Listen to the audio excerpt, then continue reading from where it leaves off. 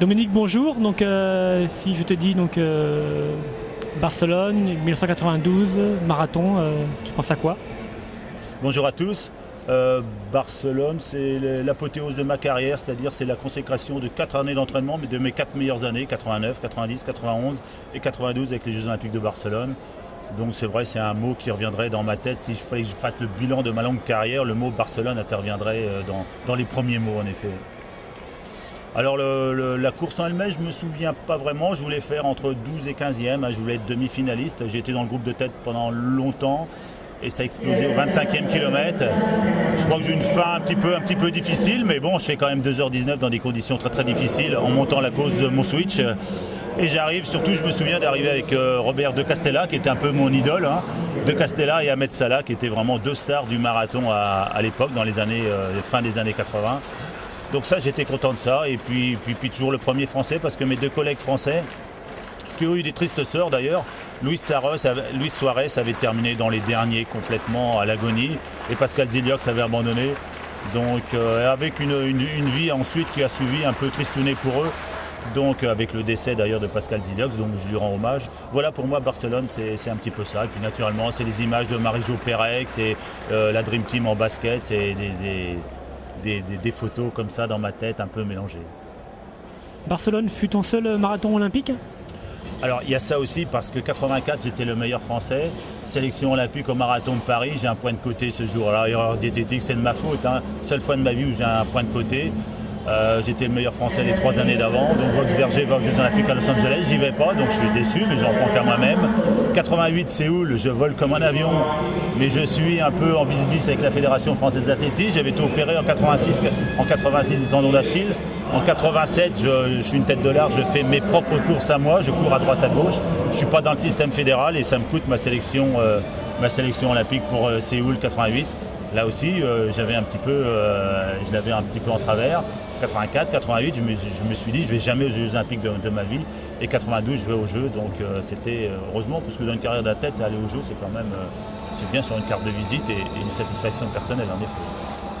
Donc on a parlé des Jeux, mais aussi des championnats d'Europe, naturellement la médaille de bronze. Ouais, alors là on est au championnat d'Europe. J'ai regardé dans le bilan des Français qui ont participé au championnat d'Europe de marathon.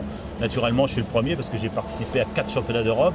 En 82 à Athènes, c'était mon premier grand championnat. 14e, j'étais jeune, j'avais 25 ans. 14e au championnat d'Europe à Athènes, c'est Karel Lismont qui gagne. Donc là aussi, c'était un grand du marathon. 88 c'est Stuttgart, j'y suis pas. 87, je sais plus. 86 plutôt, j'y suis pas parce que je me fais opérer tendon d'Achille. 90, naturellement 3e à Split avec Bordin qui gagne, le champion olympique. Après Helsinki, je fais encore 10e en 94 à 38 ans, c'est bien. Et puis je termine en queue de poisson à 42 ans à Budapest avec un abandon. Enfin bon, allez, j'ai l'excuse de l'âge. Donc 4 participations au championnat d'Europe, là aussi, toujours des petits coups de cœur pour ces championnats d'Europe. Donc on parle de toi, notamment sur le marathon, tu es un spécialiste. Depuis quelques années, c'est un peu le désert en France malheureusement, donc comment est-ce que tu l'expliques? De toute façon, on parlait du 5000 mètres et du 1000 mètres. S'il n'y a plus de coureurs sur 5000 et 10 000 mètres, on va du mal à en retrouver sur le marathon parce qu'il faut quand même une certaine qualité de vitesse pour s'imposer sur le marathon. Moi aussi, je parlerai toujours de politique, de dynamique, d'esprit de groupe qui n'existe plus. Maintenant, on vous donne un budget individualisé, vous faites un petit peu ce que vous voulez. Donc ce ne sont pas aux athlètes de décider, tiens, je vais faire le marathon de Rotterdam pour faire un chrono, tiens, j'aimerais aller là ou là. Non, vous faites tout simplement des marathons tout simples en France. Vous faites remarquer à 2,15, 2,16 pour ensuite faire 2,12, 2,13 pour ensuite passer à 2,10. Mais actuellement, les Français, ils veulent faire tout de suite 2,10 et ça, c'est pas possible.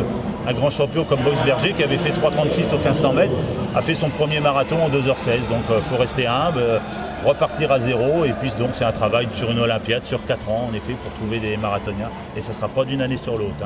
Ou alors en effet par des naturalisations à tout va. Ça pourrait être possible, mais c'est pas la solution. Donc c'est pas une des solutions. Alors tu évoquais ton passé donc au championnat d'Europe, donc avec cette première qualification à 25 ans. On n'a plus de marathoniens, je veux dire en France. On n'a pas encore de marathoniens en France à 25 ans qui puissent faire un championnat d'Europe. C'est dommage parce que moi je vois tous ces jeunes coureurs qui existent, hein, des Johan Durand, le fils Lefranc avec lequel je courais avec son père, que son père avait fait 2h12 à Stuttgart, d'ailleurs 7e champion d'Europe. Il y a des jeunes qui persistent peut-être sur 5000 mètres, mais sur 5000 mètres, lorsque vous faites 13,40 voire 13,35, eh bien vous avez droit à rien du tout. Peut-être que ces gens-là pourraient aller sur le marathon, sur le 10 000 mètres, quelques courses sur route pour se préparer et faire du marathon. Donc je taperai un petit peu sur ces jeunes-là qui ont 22, 23, entre 22 et 25 ans et créer une dynamique avec eux. Ou la petite Lauberty aussi chez les femmes, hein, une petite puce qui a un mental comme c'est pas possible, de Brive, la Corrézienne. Je la verrais bien aller sur le marathon le plus vite possible, entre guillemets, c'est-à-dire sur les 2 prochaines années. Et tout ça avec une dynamique de groupe, hein, pas tout seul, parce que tout seul on n'y arrive pas. Regardez, un David Ramard a voulu essayer de faire du marathon, une carrière sur marathon.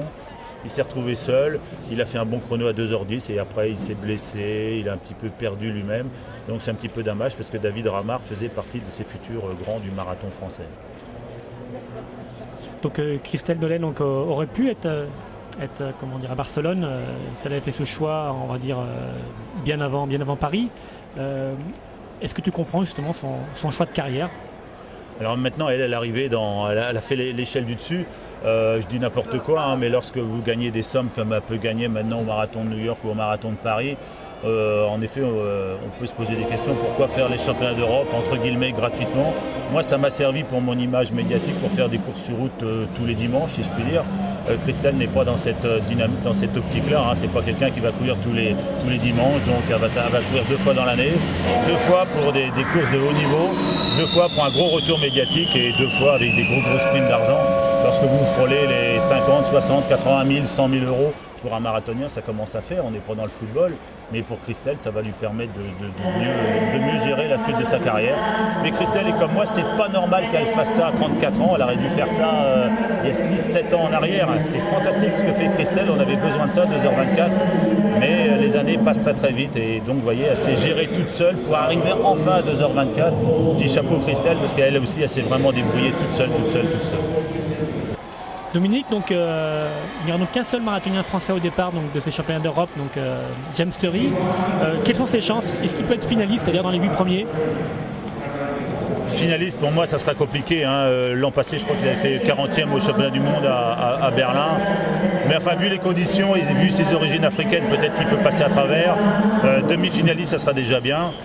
Donc James Turry faisait partie de ce collectif marathon l'an passé à Berlin. Et puis, alors que c'était les championnats du monde, hein, donc on avait envoyé 10 athlètes là-bas, 5 hommes, 5 femmes, avec toute une politique avant de stage à fond romeux.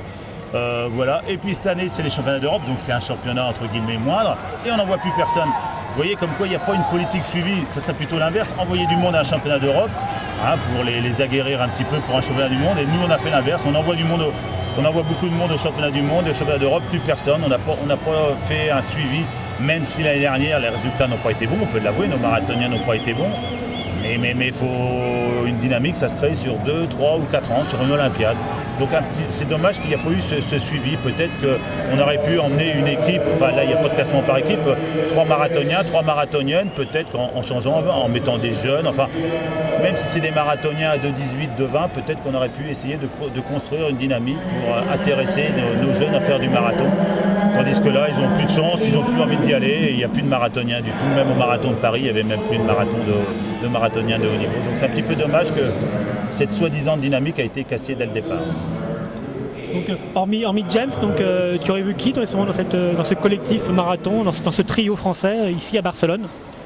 À partir du moment que les minima étaient très très durs, certains n'ont même pas insisté de faire le marathon de Paris, mais pourquoi les Loïc Letellier, qui est quand même un gars qui devrait être régulier à 2,13, 2,14 par exemple, hein, vu sa carrière sur piste, il pourrait être régulier dans ces chronos-là. Ça pourrait remotiver un Ramard et puis les jeunes que je vous citais tout à l'heure, un Lefranc, etc. Ça aurait pu motiver les gars si les minima avaient été moins durs.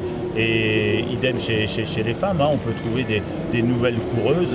Moi dans mon club j'ai une Karine Pasquier qui veut se mettre au marathon, peut-être qu'elle fera 2,36, 2,37, mais il faut bien passer par là avant de faire 2,32, etc.